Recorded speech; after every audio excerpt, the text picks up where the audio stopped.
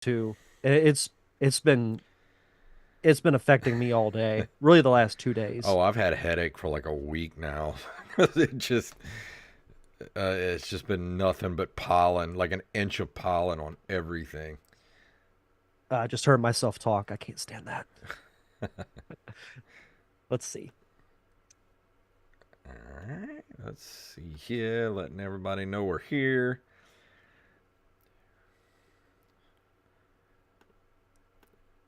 All right. Let's see, got that. Let me pull up my tabs. At least I Shrink didn't have those any down. updates to do today. That's weird. It's like a reverse April Fool's. Yeah, I know. I figured that we would do an April Fool's Day joke today, but I was like, nah, I'm not doing that. Let everybody know we're I thought pod fading. I was gonna say, like, I thought about putting one out saying we were gonna cancel the podcast, We're and done. we were gonna revamp the show to talk strictly 80s Nintendo Yeah, and call it Nintendo Cave Retro. we're going to talk about nothing but UFC, even though neither of us know anything about it. Oh man, All right. that would have been funny. Let me. Or say that we're gonna do a Final Fantasy podcast. Yeah, that. Yeah, nobody would believe that. No, the regulars would be like, you're full of it. Yeah. All right, let me fix my camera a little bit. There we go. That's better. Now we look even. Our heads Oh, are the good. same size. All right. I'm good to go. If you are, got all the tabs open. Check one, two, three. We're Same good here. to go. All right, here we go. In 3, 2, 1.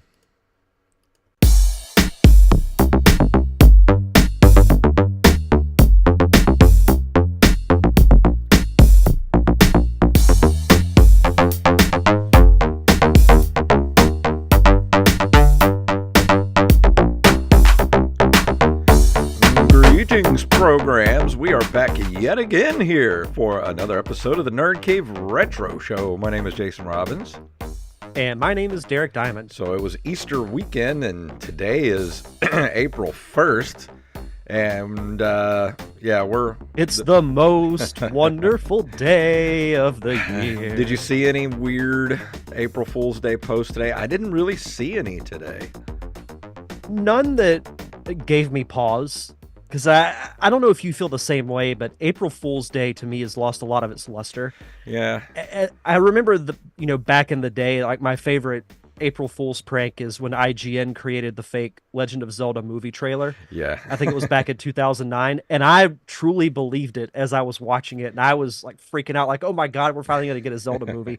And it said coming April 1st, and I'm like, "Oh." I think it was last year or the year before when Bruce Campbell tweeted out that they were going to be doing a reboot of Briscoe County Jr., and I got so excited. And then it came out, it was an April Fool's Day joke, and I'm like, I'm never getting got again, ever. I call this National Don't Trust Anybody Day. Yeah. Because like it's I feel like some of them aren't even really witty anymore. Yeah. Like they're just, to me, blatantly obvious. Like nobody puts any effort into it. It's like they do it because, we got to put something out for April Fools. So let's just think of the most random thing we can. Yeah, I miss the days of, remember when Think Geek used to do stuff for April Fools, and Oh, they were great. yeah, Blizzard used to do stuff for April Fools, and I don't know. It's just kind of, like you said, there's really no thought behind it anymore. It's just kind of, people will put out stuff that, it's like, it's almost kind of mean, and it's like, Yeah. I don't even want to, I just avoid it at this point. It's either mean or there's no like cleverness or Yeah. thought put into it. I know we were talking before we started the actual show. I thought about putting out on our Twitter earlier that we were going to cease doing this podcast and launch a Final Fantasy exclusive. Yeah. Or just something based completely off of 80s Nintendo, but the regulars would have been like, you're lying. And I was telling telling Derek that we were just going to do a strictly UFC podcast from now on. Jacob would be down for Yeah, that. he would He's a love UFC that. fan, right? Yeah, he's the Okay. he has to keep me informed on all that stuff because I don't give two craps about it at all, honestly. It's it's so funny now that UFC and WWE, which are like opposites in the fact that one's, predetermined and one is not, Yeah, but they're owned by the same entity now. yeah, that's the world we live in now. Yeah, the world of unifications and corporations. So did you play But it's anything? helped WWE for the better. Oh, of course. And once they hit Netflix, like that's a huge boon for Netflix. Once they get Yeah. on there full time. Yeah, for sure. Did you get to play anything interesting this weekend? I know you had a lot of stuff to do for Easter. Not too much. I will say, before we really get into the show, I put out a poll a couple of weeks ago for the patrons to decide my next review. Because I wanted to do a wrestling game because this weekend is WrestleMania, but the Monday after, there's always like a big, show on Monday Night Raw where they might have like some surprise returns or some kind of big, storyline revelation. So I wanted to do a wrestling game, and I can't believe I haven't reviewed this yet, and I'm glad that this won the poll. It's widely considered to be one of, if not the best wrestling game of all time. No Mercy for the N64.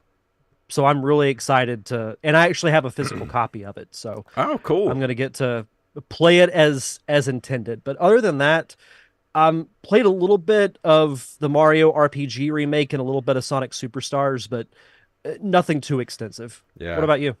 Just what I'm reviewing tonight. I really haven't had a whole lot of time to play anything. I did want to say that I did just put up a Patreon poll slash kind of getting a feel for what everybody is thinking because we did get some good feedback about the roundtable discussion we did March, which was just a couple days ago. But now is actually the perfect time to become a patron because it's the beginning of the month. We just released the roundtable discussion a couple of days ago, so go be a patron. And I've just put up a poll, so in case just kind of get a feel if people want us to do more of that type of stuff, or because I know we like doing the commentary tracks, but there are some people that don't really listen to the commentary tracks. And do you want us to do more roundtable stuff? Do you want us to try to get I don't know, throw in something a little different every month or every other month? So let us know. If you're a patron,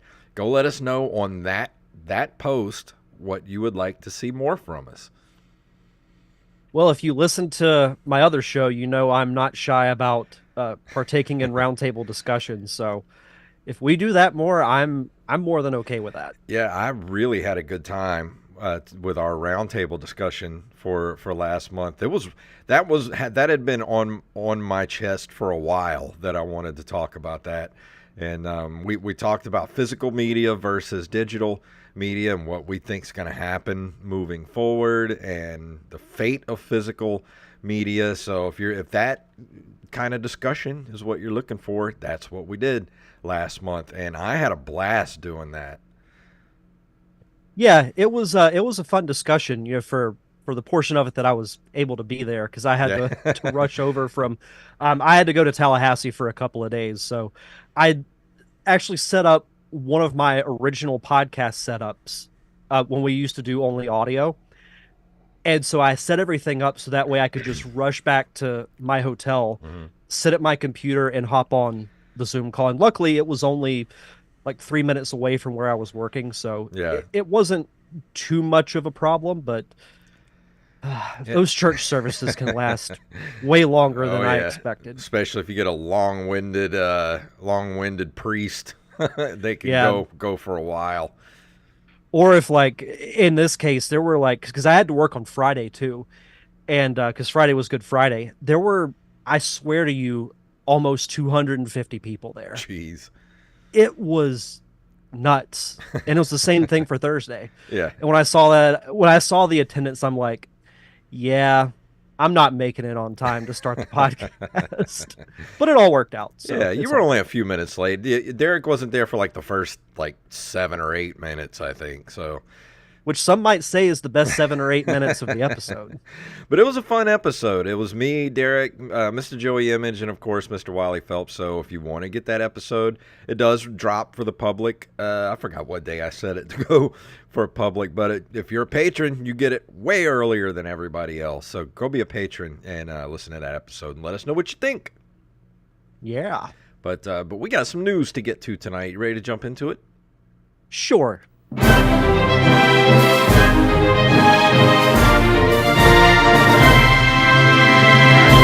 as usual, if you have a news story you'd like us to cover, send them to nerdcaveretro@gmail.com. This first one is from Mr. Armez Jackson. This is from NintendoLife.com. There is a new game called Rebel Transmute that just dropped on the Switch not too long ago. Solo developer Evan Tor set out to make a new game in the crowded Metrovania genre called Rebel Transmute. He launched a Kickstarter in 2022 and secured the funding to get the game made, and after a successful campaign and development period, it has finally made it to consoles and PC. It may not be particularly innovative new entry in the genre, but what it lacks in novel ideas, it more than makes up for in polish and quality. It is great comfort food for the dedicated Metroidvania fan. It says it places you in the role of Moon Mikono, a space scrapper, in search of her mother who's gone missing in action. Her search brings her to the isolated planet of Terra 6, which was once home to an extensive research facility helmed by a mysterious foray corporation that her mother worked for. An EMP causes the moon ship to crash on Terra 6, and she wakes up 12 years later in a hostile and decrepit environment where something has since clearly has gone wrong. So this looks a lot like Super Metroid, and I'm all for it. So this, I looked it up. It is $19.99 on the Switch store, and I think I might be picking this up this week.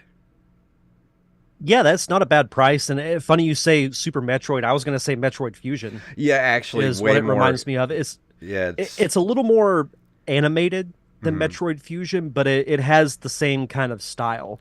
Yeah, it's got those Metroid Fusion colors too, that more of a purplish hue to everything. Right. Yeah, and the story sounds interesting. You know, I like the Metroid games, so if this is anything like those, I think I'd be interested in checking this out. And I think 20 is about the right price for something like this. So I think it'd be worth it. Awesome. I'm going to pick that up myself. Next up, from TimeExtension.com, looks like we're getting another Game Boy Advance SP clone this year. We're already getting an emulation-based GBA clone in the form of the Mayu Mini Flip, but rival firm Abernic is preparing its own device with the same form factor.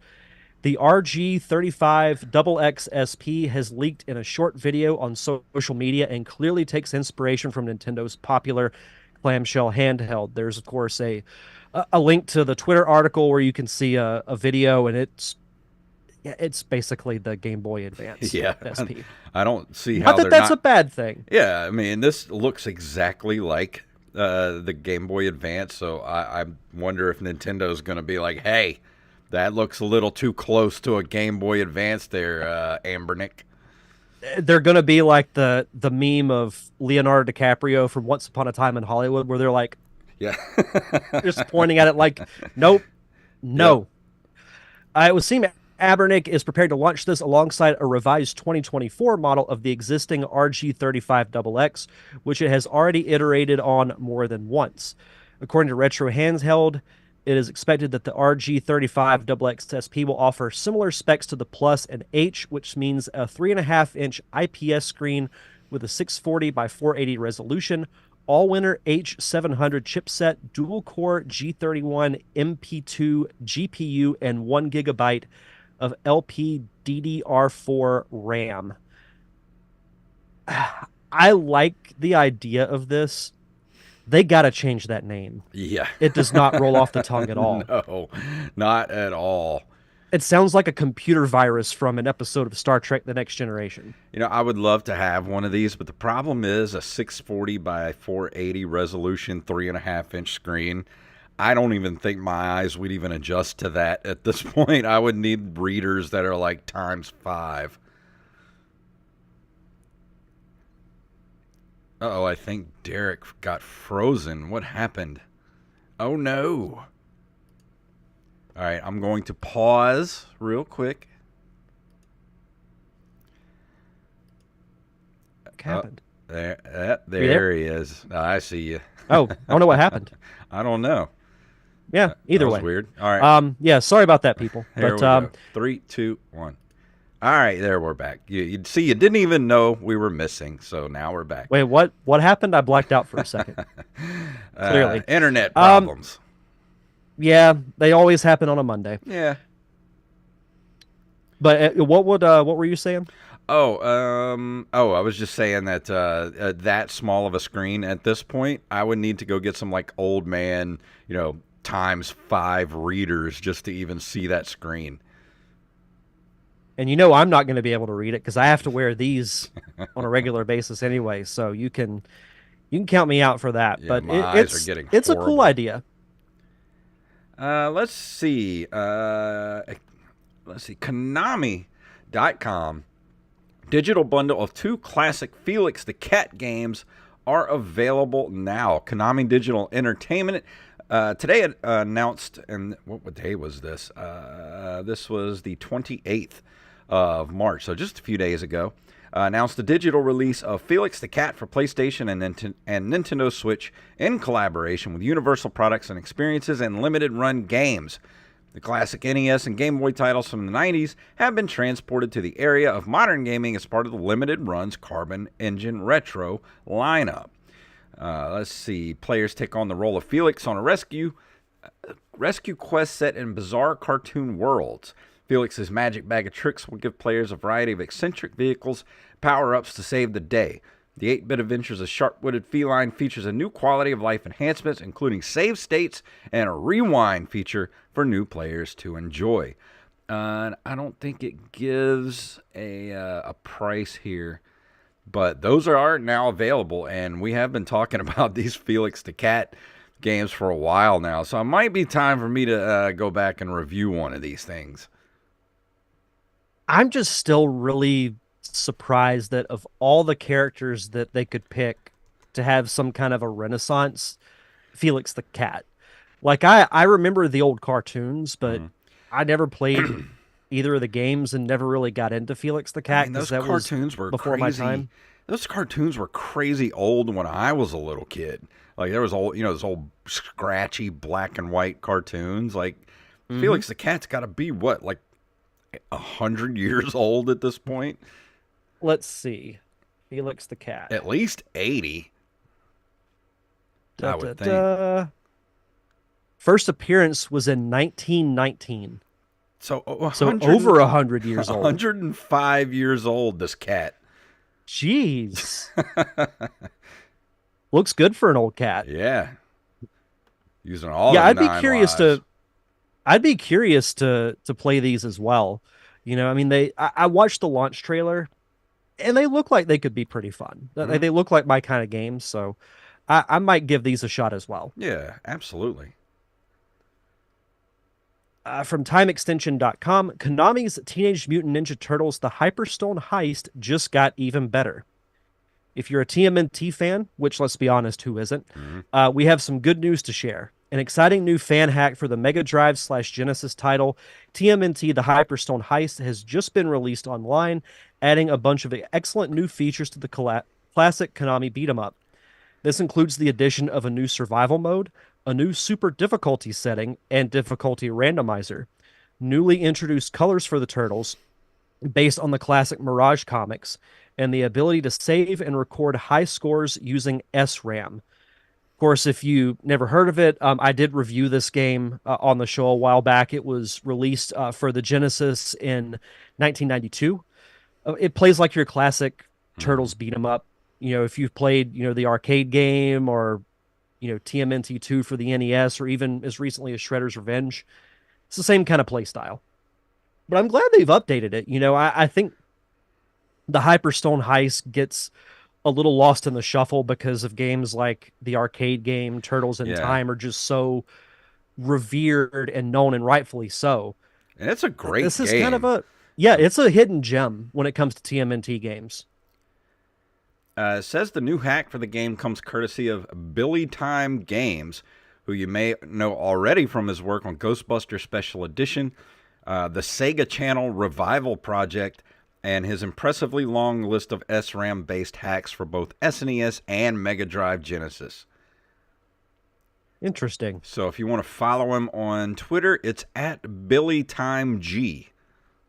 So go give him a follow and go get you some ROM hacks. That sounds fun. I don't know if I'd do I would definitely not do the difficulty randomizer, though. That just sounds awful. No. And the last story tonight, also from Armez Jackson. This is from NintendoLife.com. As Switch approaches the PS2's lifetime sales, Sony moves the goalposts. Boo. See, back in February, Nintendo confirmed that the Switch family had now sold over 139 million units since its launch in 2017. Almost 2 months later, it has now comfortably passed the 140 million mark, which means the Switch only needs to sell a further 15 million to surpass the PS2 at 155 million units, right? Well, not quite. According to PlayStation's ex-CEO Jim Ryan, who resigned as of April 1st, 2024. Wait, that's today? Who appeared on the official PlayStation podcast to commemorate his time at the firm, the PS2 has actually sold a total of 160 million units. This means the Switch is roughly 20 million units shy of becoming the best-selling console of all time by current estimates. Let's see. They had a lengthy lifespan. The PS2 originally launched March 2000, production ending in 2013. It had 13 years on the market. That's insane. Mm-hmm.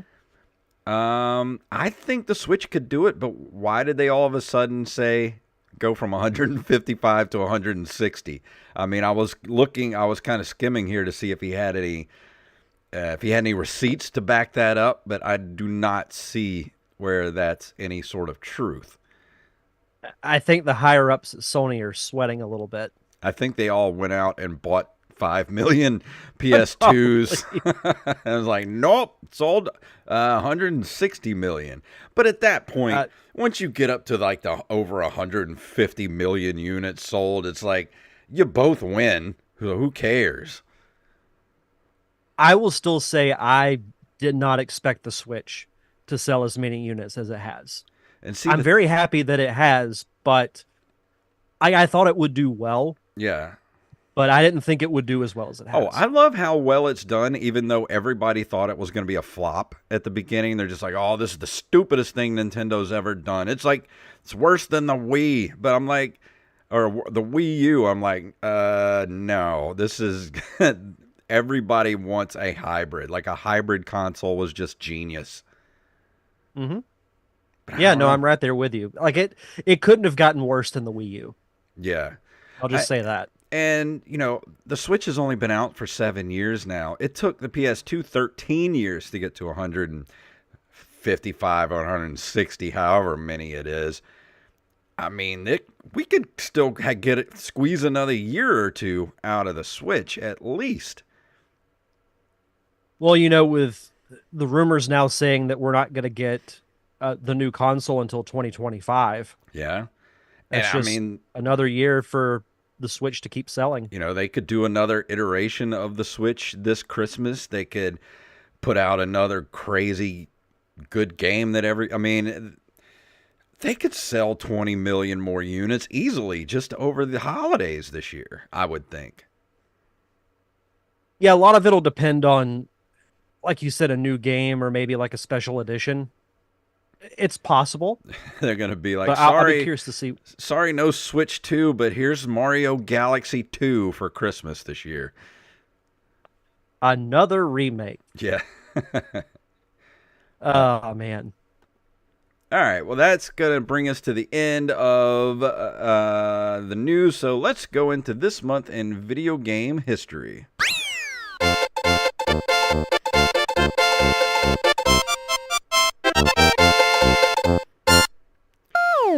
Been a while since we've done history. I forgot where the button was. On April 19th of 1982, Namco releases Dig Dug, manufactured by Atari in North America. I love Dig Dug style games. Like the current iteration of the Dig Dug style is like the SteamWorld Dig games and things like that. Like, I love those games. I just love that style of game.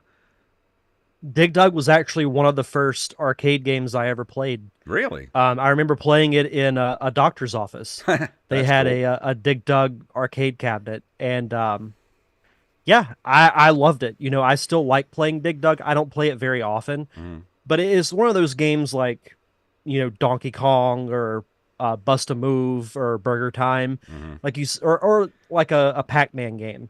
When you Yeah. see it, you just automatically want to play it Yeah. because to me it is an iconic arcade game. Not Oh, to the yeah. level of like a Space Invaders or Pac-Man, but it's one of the first titles I think of when I think of like classic arcade games from the 80s. And just that art on the side of the arcade Mm-hmm. cabinet and everything is just iconic. It just makes you want to play it. Mm-hmm.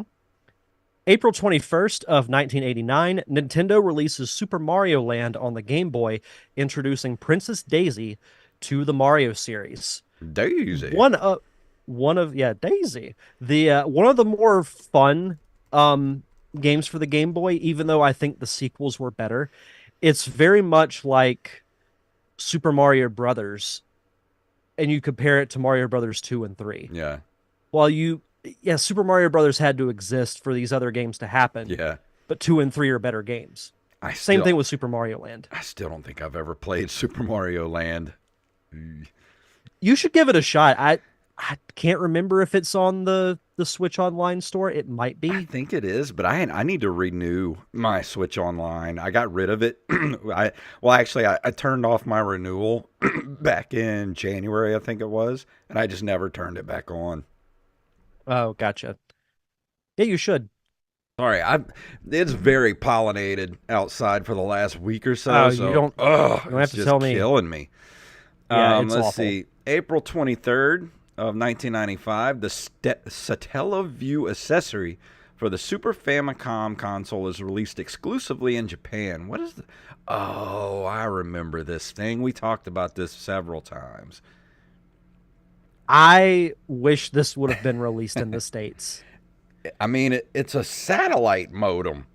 That's, I mean, It's almost unheard of in the I know 90s. for 1995, that's like 20 years ahead of its time, easily. And don't forget that additional whopping 512 kilobytes of RAM. Well, you could put. It did have a 8 megabyte memory pack you could stick on there. Oh man. Let's not talk crazy. Yeah. How much did this thing cost in Japan? Does it say? Like, Um, I just want to know what it would have cost in America if they would have actually put this thing out. I at the don't. time it would have been 150 bucks, Ooh, that's actually not bad. I would think that something like this, like a satellite modem, would have been like 300-400 bucks back then. which if you adjust it for inflation in 2023 it would have cost 310 bucks. Yeah, that's about what I But figured. that's yeah, that's what I figured it would be anyway. Yeah, Japan got so much cooler stuff I than we did know. because they had the GameCube that could play DVDs, Yeah, and that upset me so much because Nintendo was really big on like, no, the GameCube is a game yeah. console. It is not a DVD player. So You- what do you do in Japan? You release one that plays freaking DVDs. Do you think I really do think Nintendo messed up by not making the GameCube able to play DVDs?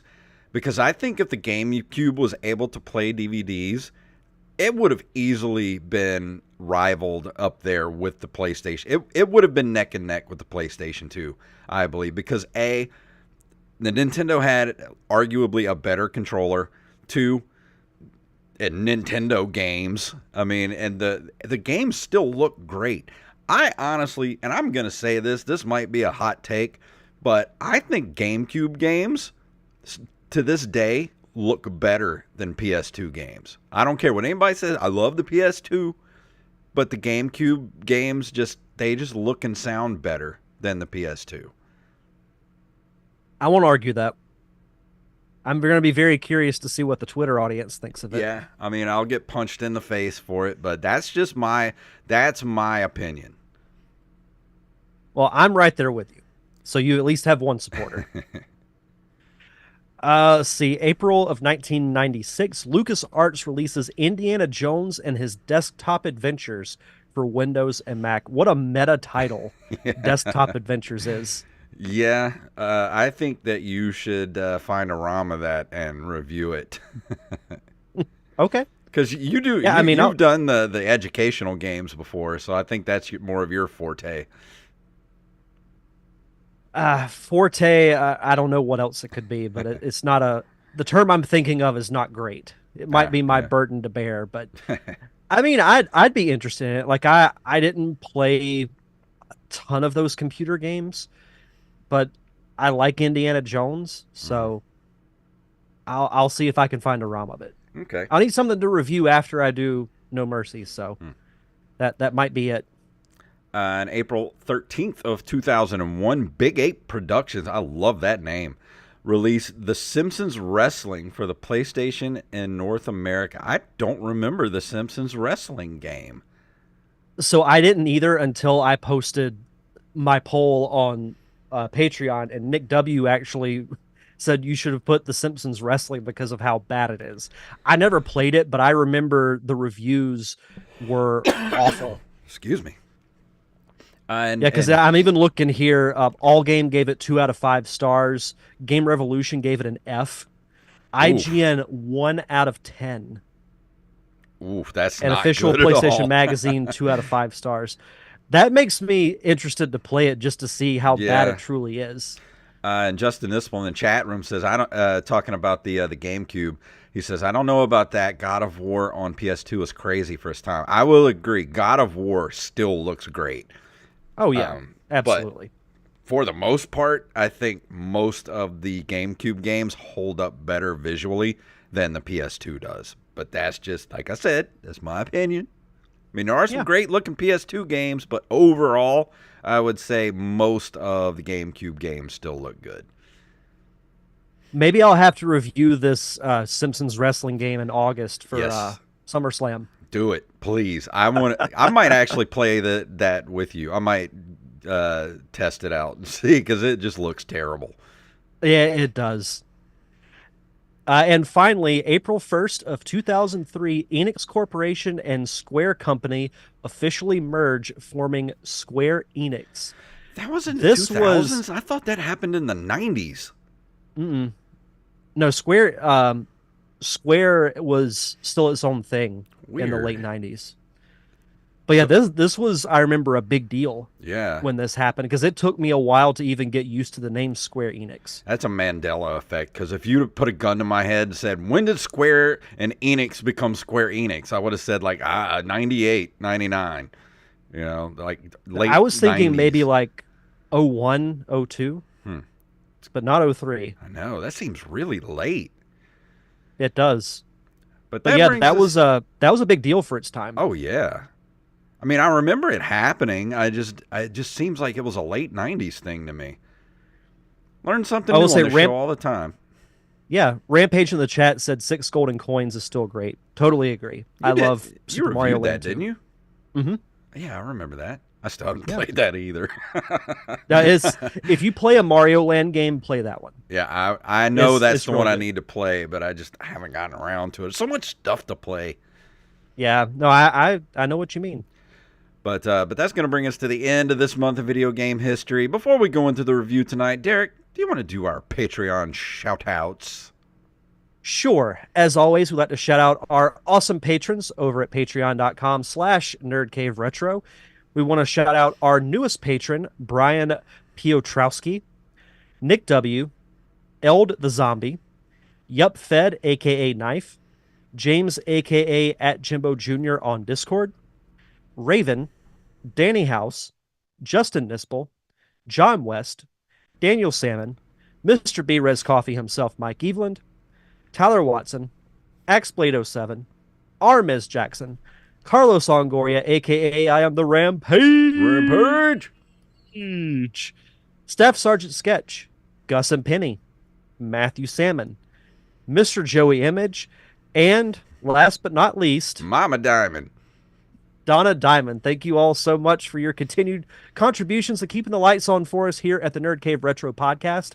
And for as little as $1 a month, I'm running out of dollar analogies. I don't have one this week. I'll try and have one for next week. You know what you can get for? You know what you can? Oh, the only thing you can get for $1 these days. You know those little small packs of juicy fruit.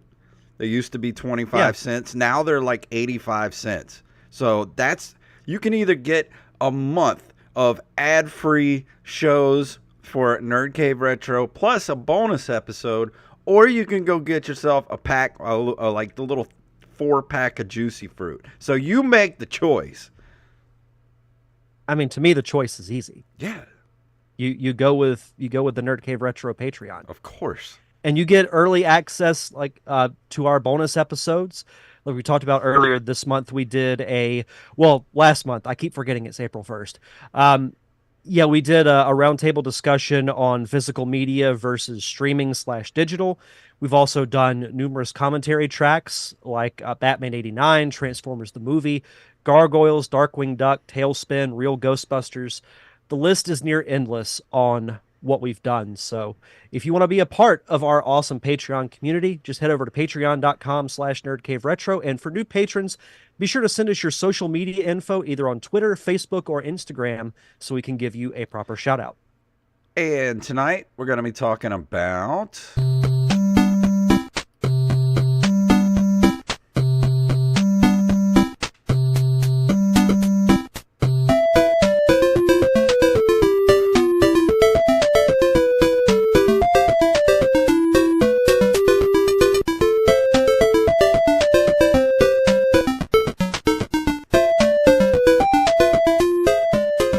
Monster Party is a video game for the Nintendo Entertainment System released in North America in 1989 by Bandai. It was and remains a relatively obscure platform game for the console, having a small following among some players. The game both pays homage to and parodies horror pop culture, alternately featuring enemies and locations based on classic horror icons and parodic reinterpretations. Now, I had no idea what to expect this game. I've seen this game occasionally out in the world. I've never picked up a copy of this game because I just didn't know it just seems like it wouldn't be that good. You know, it just seems like that kind of game. Like it would be kind of mid to not that great. But what I found was kind of a oddly weird, cool little game in this thing. Like it's actually a hit. I think an actual hidden gem for the Nintendo. And it actually, when did this come out? It came out in June of '89. Let me look up something real quick. Real quick. I want to look up, when did Ninja Gaiden come out for the Ninja Gaiden NES? When did that come out? December 9th. So this beat Ninja Gaiden by a couple of months. And this game actually has cutscenes in it. Now, Ninja Gaiden has been credited with being one of the first with moving cutscenes and things of that nature. But this sort of has sort of the same thing in the game. And it's got an actual story to the game, as weird as it is. But I think this should get some credit for having actual cutscenes in an NES game, as well as Ninja Gaiden. There's not as many as Ninja Gaiden. That's a very story-driven game. Like you get the cutscenes after almost every single screen. This one doesn't do that. It's kind of sparse on the story, but the cutscenes are actually pretty decent. The story centers on a child named Mark, who was named Hiroshi in the original Japanese prototype, which actually there's a weird story behind that too. This game was released in America, and there was also there was going to be a Famicom version of this game, and the only known copy of it came up for auction a couple years ago. and it sold for like $5,000 or $6,000, something like that. The Japanese version, and it had different things in the game. Like there's a part of the game where you come across a plant like uh, boss type character, and in the Japanese version, that plant, which is like a Venus flytrap, actually is doing karaoke in the game, singing. So that's very reminiscent of Little Shop of Horrors. But Bandai was worried, in America that they would get sued. So a lot of stuff in this game got changed in the American version, but the Japanese version never really came out. And there was only that one copy of it that got sold in auction, and nobody got a ROM dump of it. So there's no way to play it. There's only screenshots of it that have survived from that auction. It's funny you say that because, first of all, I had never heard of this game until I knew you were going to review it. And just looking at the cover art, and you see the Venus flytrap in kind of like the top left corner, Mm-hmm. right beneath the logo. That's where my mind instantly went. Was Mm-hmm. like, this reminds me of the cover of Little Shop of Horrors. Yeah. I really do like the cover art, though. I feel like it could be a multitude of things. Like it's obviously a game cover art, but it could be like a graphic novel, could be like some type of old animated movie. So I do dig the cover quite a bit. Yeah. It's got an interesting cover, but it also has a cover that's kind of like, I don't know how good this is going to be. Like the cover could Right, be better than the game itself. Like it's one of those type of games, right. But I did play it for a good bit this weekend, and like I said, it's got a bit of a story to it, and it's kind of weird. So I'm going to try to explain the story here. It centers on a child named Mark who, on his way home from a baseball game, is approached by a winged griffin-like alien named Bert. and who Which is seeks, what happens after baseball games. yeah, that as it happens. He seeks assistance in ridding evil monsters from his realm, Dark World. Being the first person he encounters, Bert tries to enlist Mark as his aide in battle. Um, let's see, and that Mark's baseball bat will be as good a weapon as any. Bert quickly whisks him away, and on the way to Dark World, magically fuses himself to Mark so that they are one being, with Mark able to transform into Bert for a limited time. And there's also, like, when you go through the game, Mark himself, which, hey, speaking of Mark, Mushmouth TV is in the chat room, Mark Yeah. Simmons. Hey, but this game is not about you, sir. Unless you had a baseball bat and went to a weird alien planet when you were a kid. Which very well could be the It case. could be. I mean, you never know with him. But as the Mark character, you only have a baseball bat, which is, a very short weapon. You have to be right up on your enemies to hit them. But when you do get to change into Bert, you have ranged attacks, and you can fly, which is awesome. I love it when you get to change into Bert in the game. And sort of the premise of the game is it's a side scroller kind of platformer.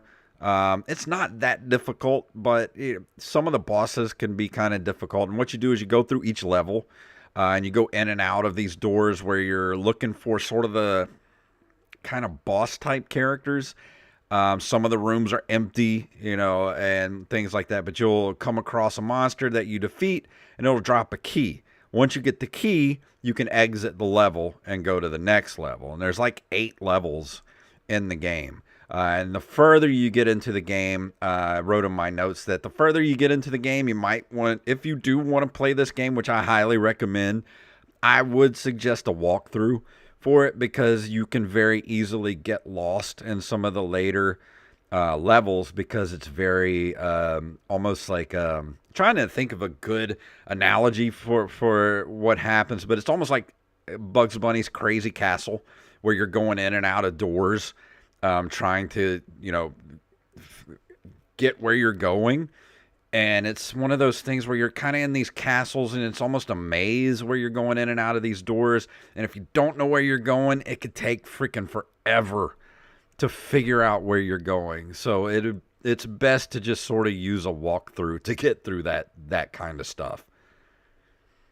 Something I'm curious about, like I like the being able to transform into Bert, but I know you said you can only transform for a limited time. Mhm. What exactly do you have to do to transform into Um, Bert, or can you just kind of do it on command?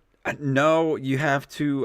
You get power ups, and sometimes enemies will drop. I'm not sure what it is they drop, but sometimes they drop hearts, which of course fill your life bar, and then they'll drop something where you just sort of touch it and you turn into Bert for for Gotcha. 5 minutes or so. So I just sort of kill every enemy in sight so I can try to stay Bert as long as possible because it, let's face it, ranged attacks are just better, and you can fly around. So it's always better to be the ranged attack character in any situation. And who wouldn't want to play as a Griffin? Exactly, it's awesome, and the graphics are pretty good for this game. They're weird though, like this game is strange. Like I wish I could describe it. Would you call this the Earthworm Jim of the NES? Sort of, yeah. Like it's like the first level you go through, like the very first level you start with, you come out on this level and it's very, green and lush, like you're in it's like a forest or whatever, and you're killing enemies, but then you get halfway through the level and everything changes, and then it turns there's like skulls and like, you know, guts, like all kind of weird, rib cages and things everywhere. It just like it turns into this like horror landscape, and I'm like, this is freaking awesome. And like the music changes, and and there's no rhyme or reason to it. It just does it, and it's just weird and cool. I know it says here that one of the bosses you fight is a giant hopping fried shrimp, Yeah, a which then fried turns shrimp. into an onion ring. Yeah, one of That's the great. one of the bosses. Yeah, like it keeps every time you think you killed that boss, it changes into something else. Like it goes from the fried shrimp to an onion ring, and it's like what the hell is happening right now? I see. I want to play this just to experience that alone. Like Yeah, I loved the Earthworm Jim universe just because it's so like wacky and weird and nothing makes sense. and then But that's what's great about it. there's one part. Well, in the very first level, there's one door you go into, and there's a big giant spider sitting there, and you walk in, and he's like, "I'm already dead." And you're just like, "Okay," and you just walk out the door. And then later on in the game, and I kid you not, there is a boss where it's just zombies that dance, and all you have to do is let them finish their dance, and then you can leave the cave. Like, okay. I love that. What happens if you don't let them finish? I don't know. I didn't try to hit them or anything, but it's just sort of like, They all okay. just swarm you and it's like an instant kill. But it's just weird. Like it's such a weird game. Like it's hard to explain. It's just something you have to experience. I want to play this now. Yeah, I really do. and it does have and here's the thing. It does have a password system, I figured.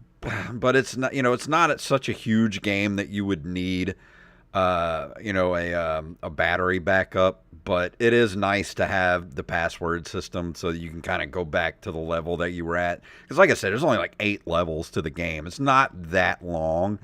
Oh, here's something interesting. Towards the end of the game, one of your enemies is a walking pair of pants.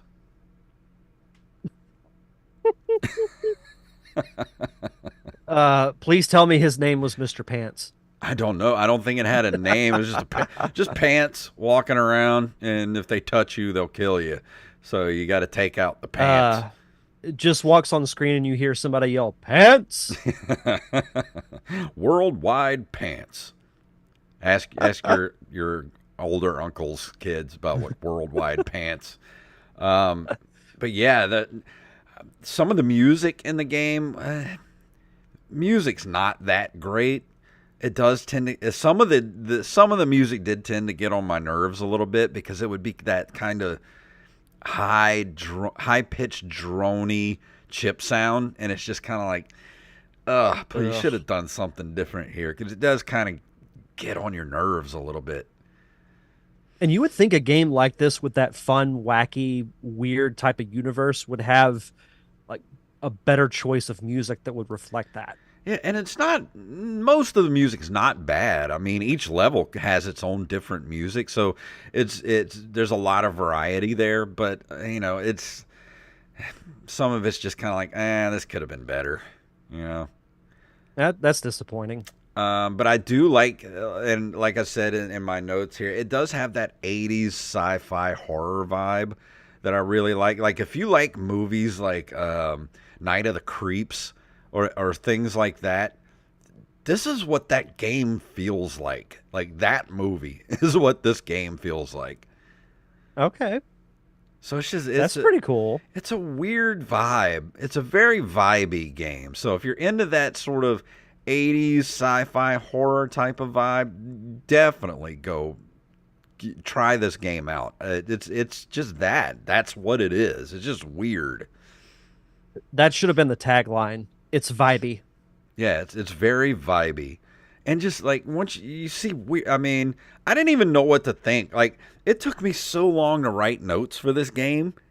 I didn't even write my notes until before the show here because honestly, I was playing the game and I didn't know what to write. I'm like, this is so weird that I don't even know what to say about it. Like it's something you have to just play for yourself to get it. Like there's no amount of me explaining like you said, there's a freaking fried shrimp you have to fight. Like okay, it's like Yeah, how do you put that into words it's other like than you fight a fried shrimp? yeah, it's a game that is literally a fever dream. Like there's no describing a fever dream. It's just you just have to experience it to know what it is. I wonder if that was the inspiration behind the game. It might have been because like this is one of those games where you're going through it and you're just like somebody was on drugs when they made this game. Obviously, they were doing a lot of shrooms when they made this game. I feel like you probably had to be to make a game like this. And I think that's why this game probably didn't do that well. Like I said, this came out in 1989 in prime NES era. Like 88 Right. through 91 was like the prime of the NES. And it seems like this would have been up there with some of the because it is a good game. Like there's nothing wrong with this game. I think the fact that it's probably just it was weird as hell. It didn't sell well.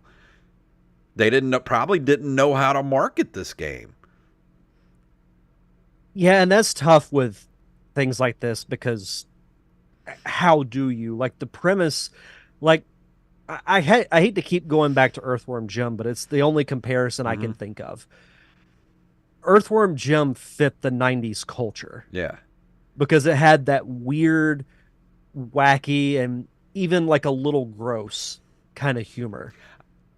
I think This to yeah. me doesn't really fit in the 80s. Exact. I was just thinking that as you were saying that. I think this game was about 4 or 5 years ahead of its time. Like if this would Hmm. have been an SNES game around 93, 94, it probably would have perfectly fit in with the 90s vibe of gross and weird and just strange. I don't know if this would be an accurate comparison, but it's just one I can think of. If this came out around the same time of Beavis and Butthead, Yeah. I feel like it would have hit perfectly. Do you remember Liquid Television? Vaguely. It was a show on MTV for those who don't know what Liquid Television was. It was this show on MTV where they would showcase like um, different artistic like it's where Aeon Flux came from and Beavis and Butthead came from it showcased different cartoons, animated short films and just weird uh, stop motion animation type stuff. It's just a really weird, cool TV show of just weird things. And that's what this game felt like to me, was an episode of Liquid Television. That's a good comparison. I like that. So I don't really have much else to say about it other than if you're into just weird stuff, go play it. I mean, this is not a bad NES game. I was very surprised at how well it played, and just I had fun with just how weird the game was. It plays well, it's weird, and it's definitely something that needs to be experienced and not, I could sit here and talk for 3 hours about this game, but you're just not going to get it until you go play it. So I would say if you're interested, definitely go play this game because it's odd. It's very, very odd. So what would you give this for a number score? I mean, I'm really into the genre of this type game. Like, I love horror movies. I love 80s horror and sci-fi. So this gets a solid 8 from me. Like, this is if it weren't for the music and how grating it was sometimes, it probably would have been a 9.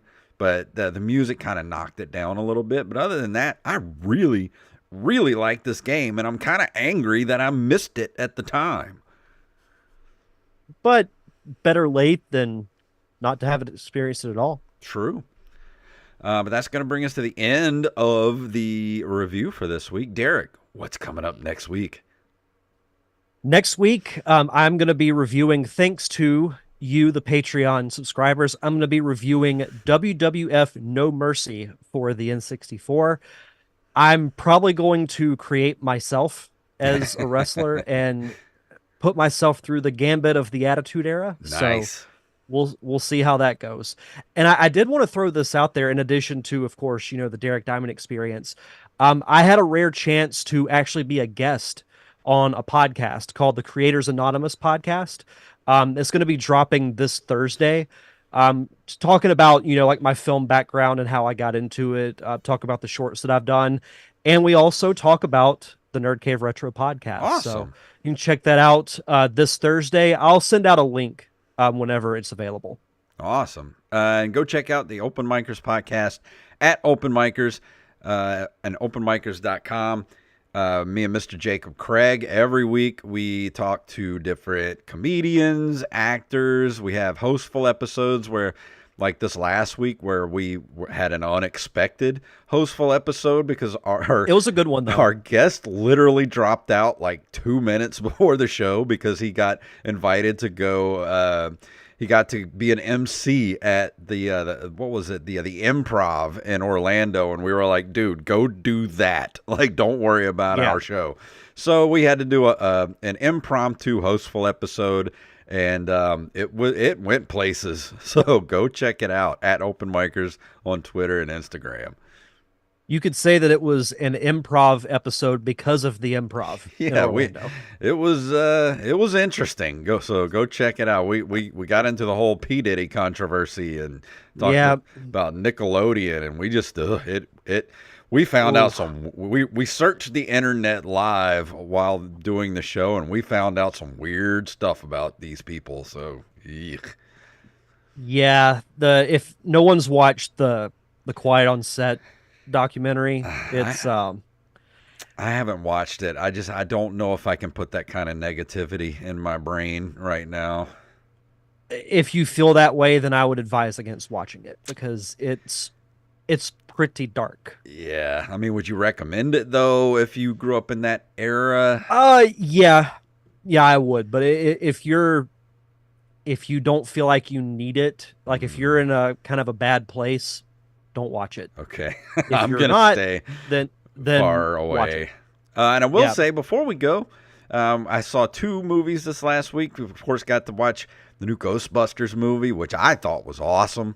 Have you seen it yet? Oh, you haven't seen it. Oh, it's so good. I loved it. And I saw, me and Angelina went and saw Immaculate this weekend. And if you're into like 70s style, like Rosemary's Baby-ish style horror movies, go see Immaculate. I dug it a lot. It's very, very 70s vibe to it. I want to see Godzilla and Kong too. I'm probably going to go see that this week. I still have to see Godzilla -1. I still haven't seen that yet. I haven't either, but I've heard it's excellent. I've missed so much good stuff. I need to get back. Same. After this last week, I remembered how much I love going to the movies. So I'm going to start trying to go to the movies at least 2 times a month, probably. That's a good goal. But that's going to do it for this week. Is there anything else before we go? I don't think so. All right, well, let's get out of here. If you want to email us at nerdcaveretro@gmail.com. You know what our link tree is? Just go to nerdcaveretro.com. That takes you to our link tree. That takes you everywhere you need to go. All of our socials, our Patreon, our merch shop. We have a Discord link on there if you want to be part of our Discord. Also, if you don't want to be a patron, but you enjoy our show and you're like, hey, I'd like to throw you guys a couple of bucks for being awesome, we have a Cash App and a PayPal button on there too. You just go straight there, give us a couple of bucks and say, good job, guys. Or you can go to ncrmerch.com. We got all kind of stuff for sale. T-shirts, hats, stickers, bags, mugs, whatever you need. And also, if you can't do that, I understand times are tough. Go leave us a review and or a 5-star rating on all podcasting platforms. Derek, please tell them what it's all about. May the way of the hero lead to the Triforce. Yes. Master Blaster runs Bartertown. And that's an episode. R.I.P. Tina Turner. Yeah. You know, I haven't seen Mad Max. Which one was that? Beyond Thunderdome? Beyond Thunderdome. I haven't seen that in so long, and I think I bought it on DVD not too long ago, so I might watch that this week. Yeah, I haven't watched that particular Mad Max movie since I was probably in college, so Yeah, it's been a long almost time 20 for years. me. Because I want to rewatch Fury Road because Furiosa is about to come out too, and that looks great. It looks good. So good. I want to see that in the movies because I watched Fury Road in the movie theater and was blown Yeah, that was away. nuts. So George good. Miller is not human. I know, and he's like 98 years old and he's still Yeah, making and these he's spending movies. like a year in the desert making one movie. Maybe that's why he's like 100 years old. He's just in the desert, dried out. He's just like a mummy of a human being. Yeah, it's insane. But we're going to get going. Thank you guys for hanging out with us, and we will see all of you next week.